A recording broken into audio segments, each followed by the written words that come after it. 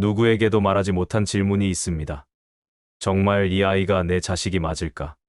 품고, 안고, 다 주어도 내 마음을 찢는 그 말 한마디.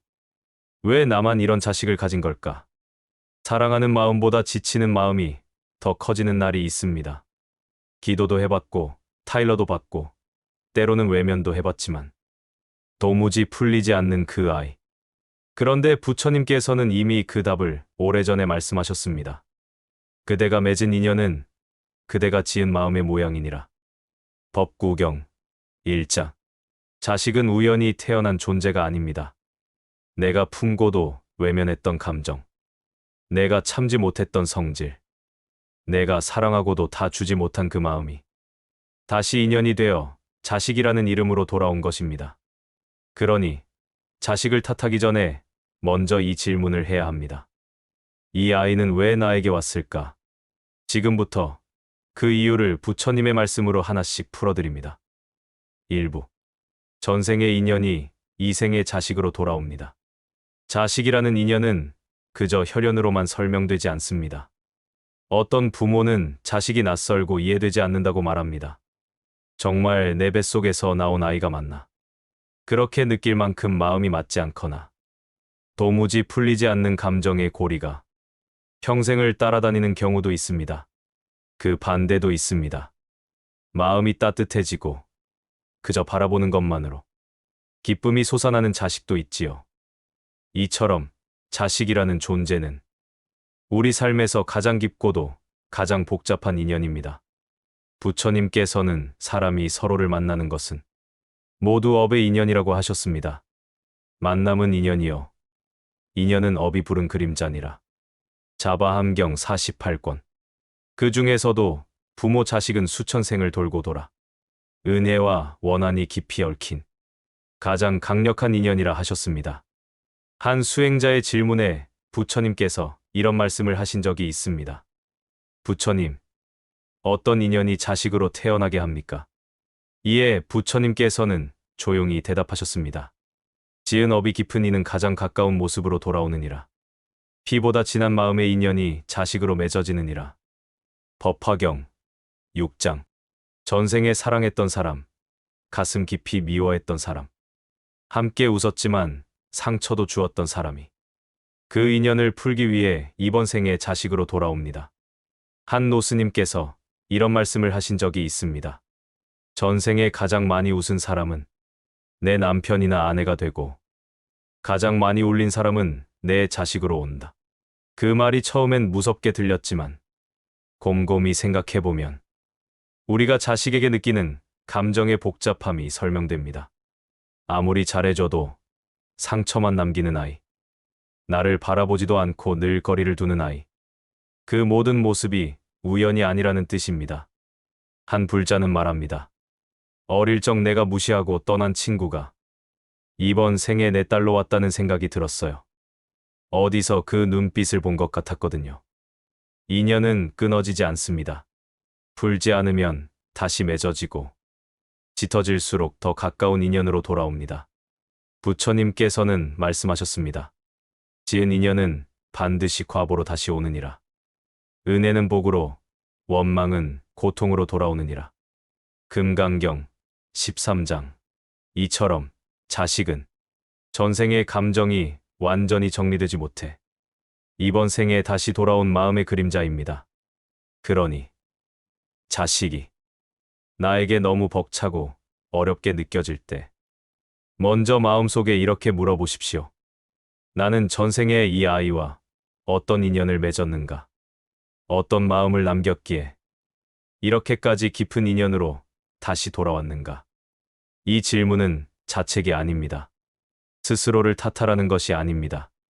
이 아이를 통해 지금 내 삶의 인연을 어떻게 바라볼지를 되묻는 수행입니다. 자식은 내가 지은 인연의 열매입니다. 그 열매가 쓰든 달든 그 안에는 내가 남긴 마음이 들어 있습니다. 부처님께서는 이런 말씀도 남기셨습니다. 그대가 오늘 맺는 마음은 내일의 인연이 되고 다음 생의 얼굴이 되느니라. 법구경 7장. 지금 내 곁에 있는 자식은 내가 오래전에 지은 마음의 얼굴입니다. 그 얼굴을 탓하기보다 그 안에 담긴 이야기를 이해하려는 마음. 거기서부터 복의 인연은 다시 쓰이기 시작합니다. 2부. 자식은 나의 업을 비추는 거울입니다. 부처님께서는 말씀하셨습니다. 마음이 앞서고 마음이 모든 것을 이끈다. 마음으로 말하고 마음으로 행동하면 그 결과가 그대를 따른다. 법구경 1장. 이 가르침은 자식에게 그대로 적용됩니다. 내가 품은 마음이 말이 되고 그 말이 쌓여 습관이 되고 그 습관은 결국 자식에게로 흘러갑니다. 한 어머니는 말합니다. 얘가 왜 이렇게 예민한지 모르겠어요. 어릴 때부터 눈치가 너무 빨라서 항상 불안해 보여요. 그 말을 듣고 그분의 삶을 들여다보니 어릴 적부터 감정 표현을 억누르고 살았고 항상 부모의 눈치를 보며 착한 아이로 살아온 분이었습니다. 그 억눌린 마음이 말로는 표현되지 않았지만 무의식 속에서 아이에게 그대로 전해진 것입니다. 자식은 부모의 말만 배우지 않습니다. 부모의 눈빛을 배우고 침묵을 배우고 숨겨진 감정을 그대로 몸으로 흡수합니다. 한 아이가 있었습니다. 늘 엄마에게 괜찮아, 엄마는 괜찮아라는 말을 듣고 자랐습니다.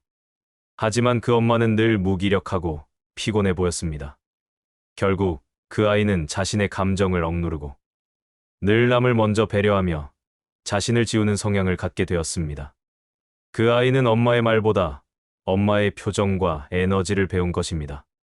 부처님께서는 이렇게 말씀하셨습니다. 마음이 맑으면 그 모습도 맑고 마음이 흐리면 그 행동도 흐려지느니라. 금강경 9장. 자식의 기질과 반응은 부모의 마음이 비친 물거울과 같습니다. 때로는 그 거울이 너무 날카로워 나 자신을 마주보기가 두려워질 수도 있습니다. 왜 이렇게 말을 안 듣지? 왜 이렇게 성질이 날카롭지?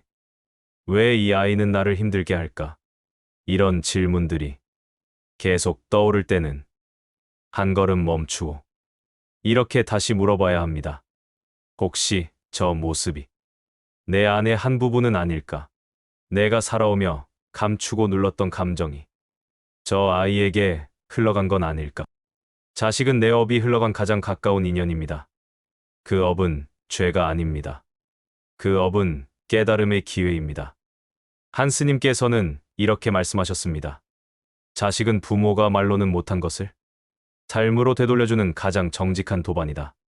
자식이 내 마음에 들지 않을 때 그 아이를 탓하기 전에 그 마음이 어디서 왔는지를 돌아볼 줄 아는 부모. 그 사람이 수행자입니다. 가끔 우리는 자식을 통해 이해받지 못한 과거, 인정받지 못한 나 자신을 다시 보고 싶어 합니다. 나는 이렇게 힘들게 살았는데 너라도 잘 돼야지. 나는 사랑받지 못했지만 너만큼은 행복해야 돼. 이 말들 안에는 사랑도 있지만 덜 마무리된 감정이 숨겨져 있습니다. 그 감정이 깊을수록 자식은 압박감을 느끼고 자신의 삶이 아닌 부모의 업을 짊어진 채 무거운 걸음을 걷게 됩니다. 부처님께서는 이렇게 말씀하셨습니다. 지나친 애착은 어리석음을 낳고 애증은 모두 탐의 변형이니라. 자바함경 42권. 자식을 진심으로 사랑하고 싶다면 먼저 그 아이의 기질과 말투 속에서 나의 감정을 비춰볼 수 있어야 합니다. 나는 어떤 업을 흘려보냈는가?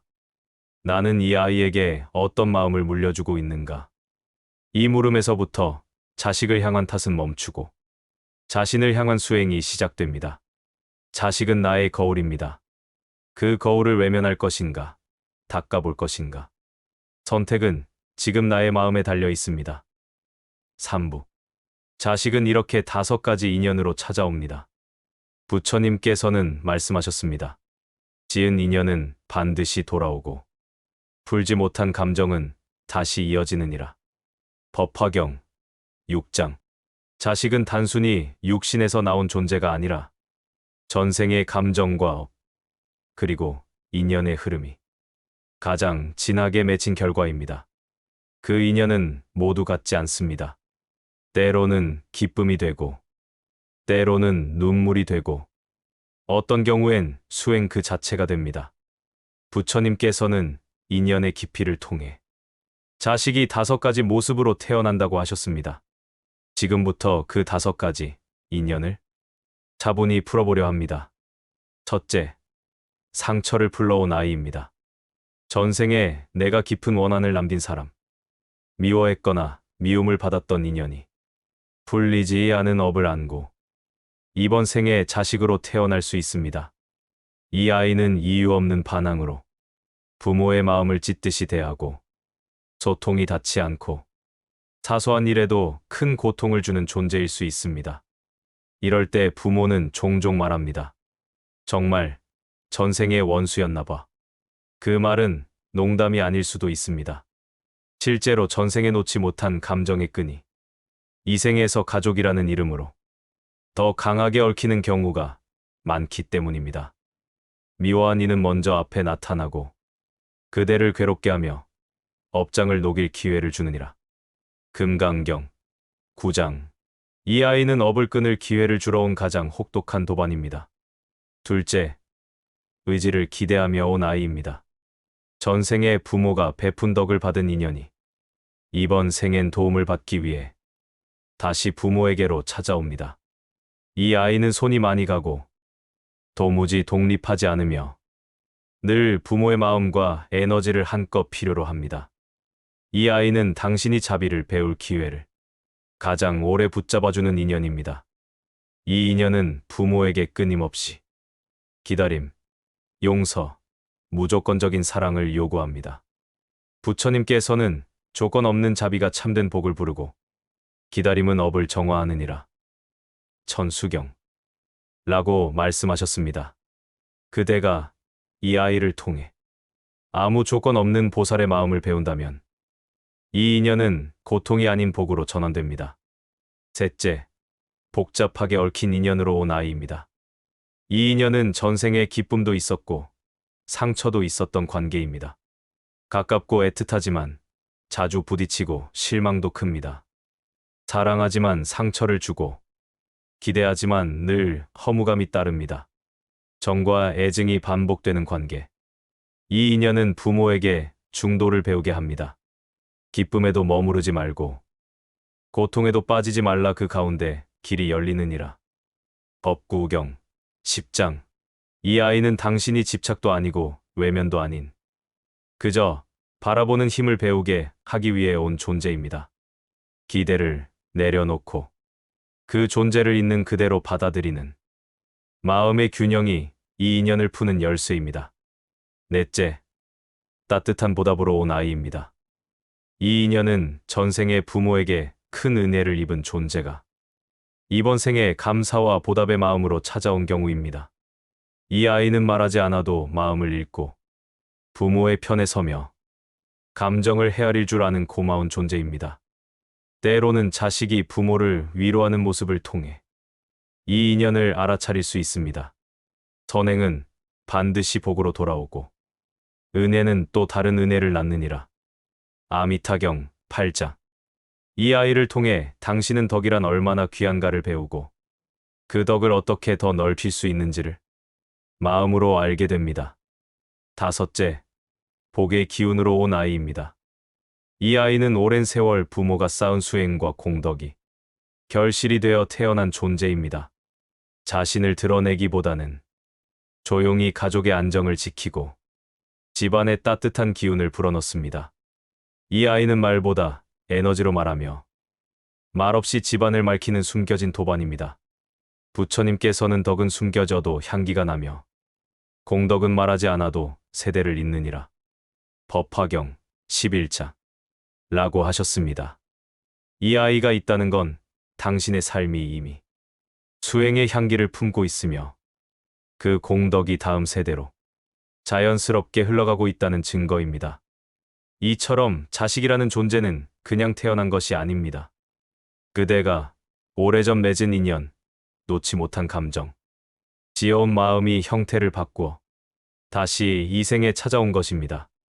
그 아이가 누구든 그 모습이 어떻든 그 안에는 반드시 부처님께서 허락하신 배움과 깨달음의 이유가 있습니다. 그대가 그 이유를 이해할 때 자식은 원망이 아니라 복의 수행이 됩니다. 4. 자식은 나를 변화시키기 위한 수행입니다. 우리는 종종 이렇게 말합니다. 내가 이 아이를 바르게 키워야지. 성격 좀 고쳐야 해. 이래서 어떻게 세상을 살아가겠어. 자식을 위해 하는 말이지만 그 말의 중심에는 늘 자식을 바꾸려는 마음이 있습니다. 하지만 부처님께서는 완전히 다른 길을 제시하셨습니다. 그대를 바꾸면 세상이 바뀌고 세상이 바뀌면 인연이 고요해지느니라. 법구경 5장 즉 자식을 바꾸려 하지 말고 나부터 변화하라는 가르침입니다. 한 어머니는 아들의 거친 언행을 어릴 때부터 고치려 했었습니다. 말을 막고 버릇을 잡고 체벌까지 했지만 아들은 점점 더 거칠어졌습니다. 그 어머니는 나중에야 알았습니다.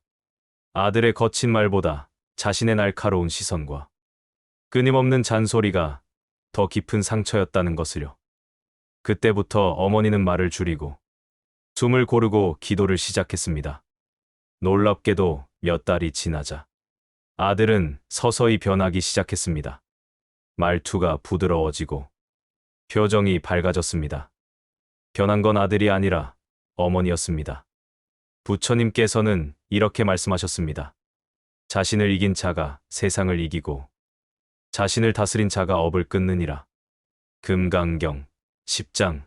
자식을 고치겠다는 마음은 사랑처럼 보이지만 그 안에는 통제와 두려움, 기대와 비교가 숨어 있습니다.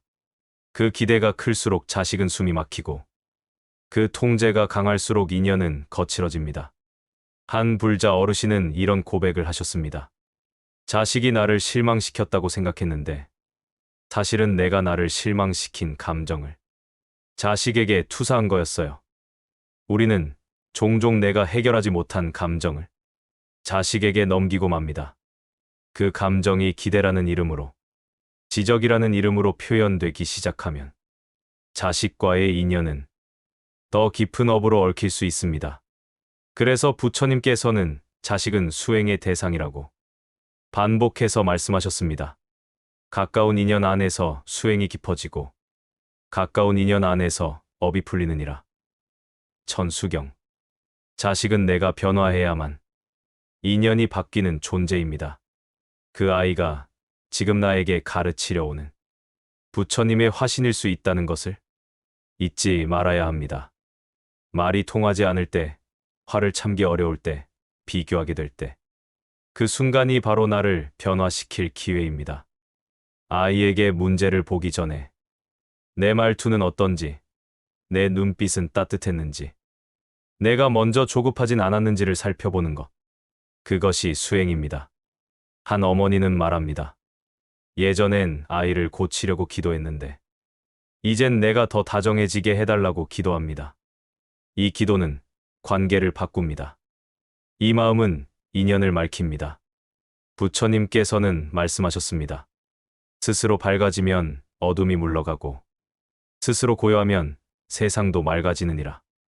법화경 12장. 자식은 내가 바뀌었을 때 비로소 변하기 시작합니다. 그것이 이 인연에 숨겨진 이유이며 부처님께서 우리에게 주신 가장 실제적인 수행입니다. 5부.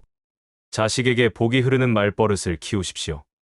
우리는 하루에도 수십 마디의 말을 자식에게 건넵니다. 숙제는 됐니? 또 그 모양이야? 도대체 왜 그러는 거야? 처음엔 그냥 무심코 내뱉은 말이지만 그 말이 반복되면 자식의 마음에 하나의 문장이 새겨집니다. 나는 문제 있는 아이야. 난 늘 부족한 존재야.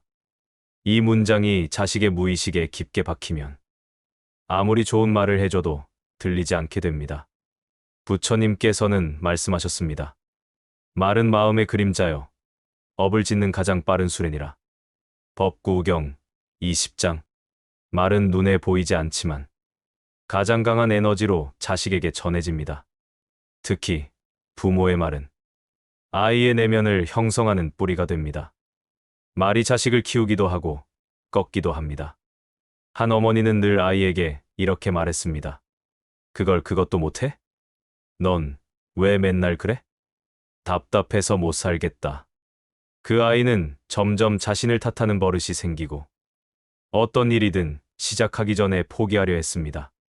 나중에 상담을 받으러 간 그 어머니는 말합니다. 난 아이를 사랑해서 한 말이었어요. 하지만 아이는 사랑보다 먼저 그 말의 그림자를 흡수한 것입니다. 부처님께서는 이렇게도 말씀하셨습니다. 칼날로 찌르는 것보다 삿된 말 한마디가 더 큰 상처를 남기느니라. 자바함경 42권. 말은 업을 낳고 그 업은 자식의 인생에 경상 없는 상처로 남습니다. 하지만 반대로 말은 복도 흐르게 할 수 있습니다. 같은 말이라도 부드러운 말투로 긍정의 기운으로 바꾸면 자식은 스스로 자신의 가치를 인정하게 됩니다. 예를 들어 그걸 왜 또 틀렸니 대신 다시 해보면 괜찮아. 그게 뭐가 문제니 대신 그럴 수도 있지. 이 한 문장이 자식의 내면에 자존감이라는 기둥을 세워줍니다.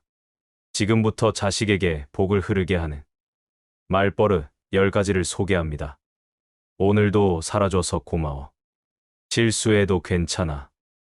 나는 내 편이야. 내 생각을 듣고 싶어. 너는 그 자체로 소중해. 천천히 해도 괜찮아. 힘들면 언제든 기대도 돼. 그 선택을 존중해. 너의 삶을 믿을게. 오늘도 너는 잘했어. 이 말들은 자식을 위로하기 위한 말이 아닙니다. 자식의 내면에 복의 기운을 흘려보내는 기도이자 수행입니다. 부처님께서는 말씀하셨습니다. 바른 말은 복을 이끌고 거친 말은 업장을 불러오느니라. 금강경 17장. 이제는 업이 쌓이는 말버릇도 정확히 알아야 합니다. 그걸 왜 또 틀려? 넌 왜 맨날 그래? 그것도 못해? 똑바로 좀 해. 말 대답하지 마. 다 너 잘 되라고 하는 말이야. 누가 널 좋아하겠니? 형은 잘만 하던데. 넌 맨날 문제야. 어떻게 내가 내 자식이니? 이 말들엔 부정, 낙인, 평가, 비교가 모두 담겨 있습니다. 그 말은 자식의 자존감에 금을 내고 삶을 두려워하게 만듭니다. 이제 그대가 자식을 위하는 마음으로 말을 바꾸겠다고 결심하는 순간 그 집안에는 다시 복이 흐르기 시작할 것입니다. 말은 소리이지만 그 에너지는 인연의 흐름까지 바꾸는 힘을 가졌습니다. 자식에게 가장 먼저 바꿔야 할 수행. 그것은 말입니다. 6부. 기도와 침묵은 자식에게 전해지는 파도입니다. 말은 귀로 전해지지만 기도는 마음으로 전해집니다. 아이에게 아무 말도 하지 않아도 그 마음이 전해질 때가 있습니다. 부처님께서는 이렇게 말씀하셨습니다. 소리는 바람 따라 사라지지만 마음의 파동은 인연을 움직이느니라. 법화경 11장. 기도는 말보다 깊고 침묵은 때로 말보다 큰 힘을 가집니다. 한 어머니가 있었습니다. 말없이 매일 아침 자식의 이름을 부르며 기도하는 습관을 가졌습니다. 그 아이는 사춘기를 겪으며 무척 거칠어졌고 대화는 거의 끊긴 상태였지만 이상하게도 그 아이는 집 밖에서는 늘 어머니 편이었습니다. 내가 뭘 해도 엄마는 나를 지켜줄 거야. 이 믿음이 있었던 것입니다.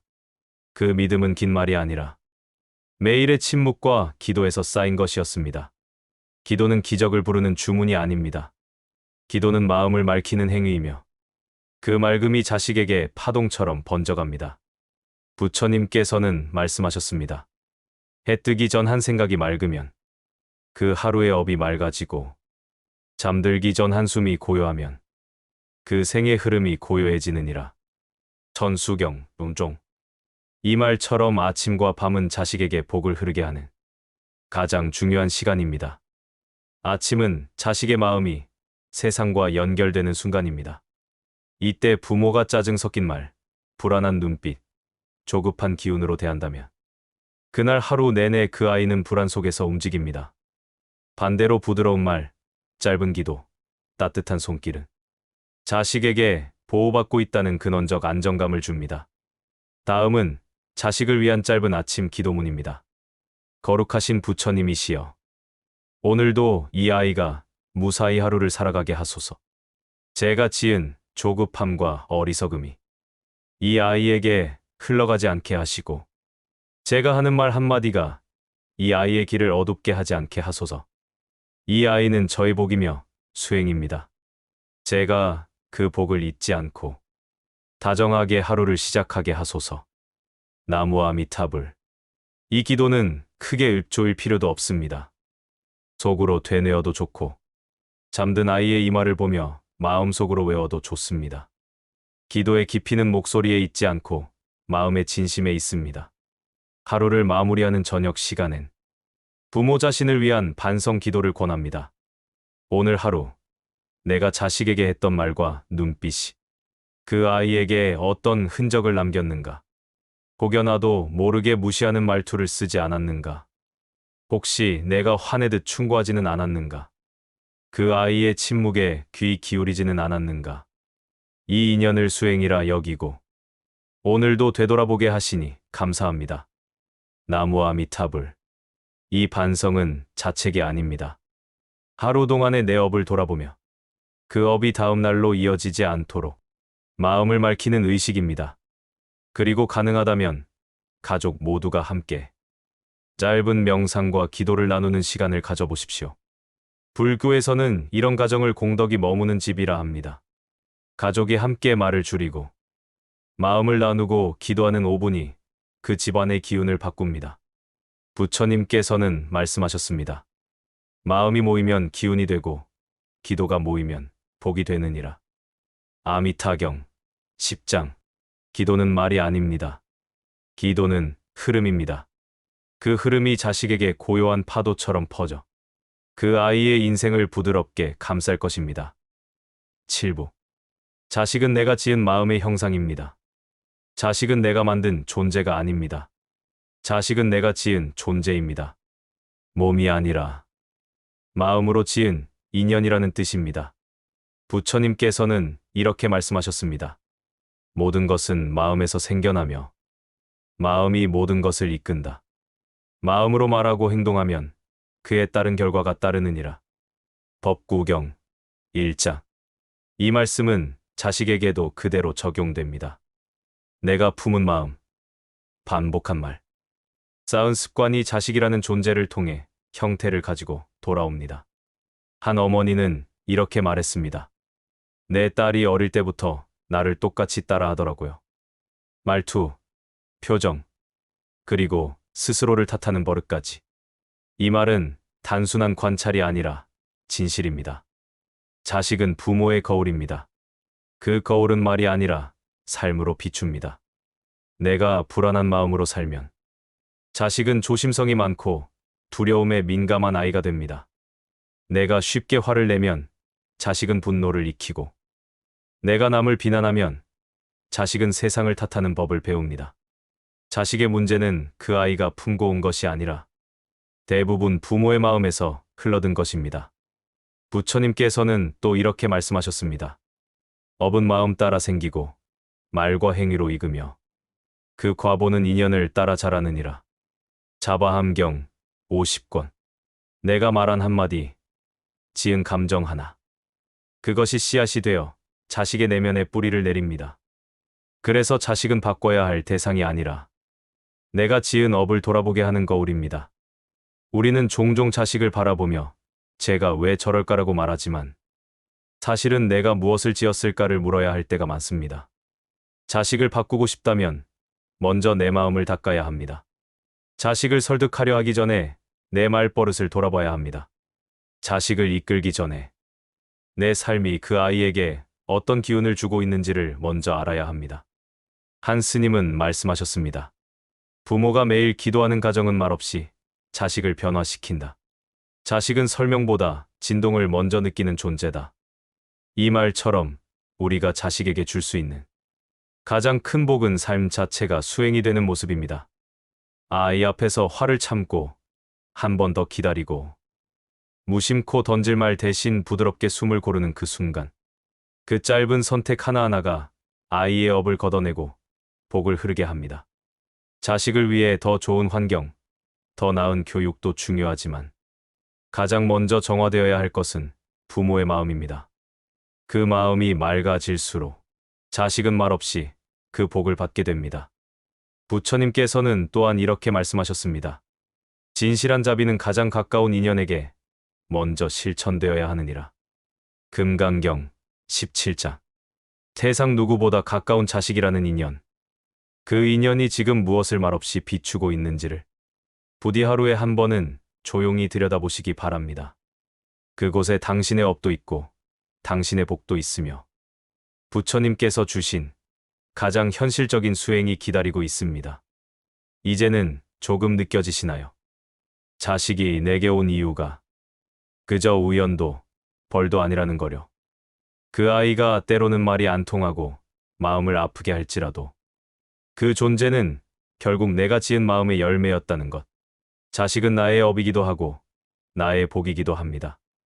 말하지 못한 상처, 끝내 풀지 못한 감정이 자식의 모습으로 돌아와 나에게 다시 한 걸음씩 다가오고 있는지도 모릅니다. 그러니 너무 스스로를 탓하지 마세요. 당신이 지금까지 애쓴 마음, 그 아이를 향해 했던 수많은 노력과 조용히 흘린 눈물들 모두 이미 수행이었습니다. 부처님께서는 말씀하셨습니다. 그대가 지은 모든 인연은 다시 그대에게 깨달음의 길로 되돌아오느니라. 자식을 바꾸려 애쓰는 대신 이제는 그 아이를 통해 내 마음을 들여다보는 시간. 그것이 복의 시작입니다. 오늘 이 영상이 당신의 마음을 조금이나마 가볍게 해드렸다면 그것으로 충분합니다. 혹시 여러분은 자식과의 관계에서 어떤 고민을 안고 계신가요? 또 어떤 인연이 당신의 마음을 머물게 하나요? 여러분의 경험과 마음을 댓글로 함께 나눠주세요. 그 이야기들이 누군가에게 큰 위로가 되고 깊은 깨달음이 될 수 있습니다. 이런 이야기들이 더 많은 분들에게 전해질 수 있도록 좋아요와 구독도 조용히 눌러주시면 참 감사하겠습니다. 당신의 인연과 마음 공부, 이 모든 여정에 언제나 함께하겠습니다. 여기는 당신의 수행길을 따뜻하게 비춰주는 채널, 선의 등불입니다. 오늘도 영상을 시청해주신 여러분, 진심으로 감사드립니다. 나무아미타불 관세음보살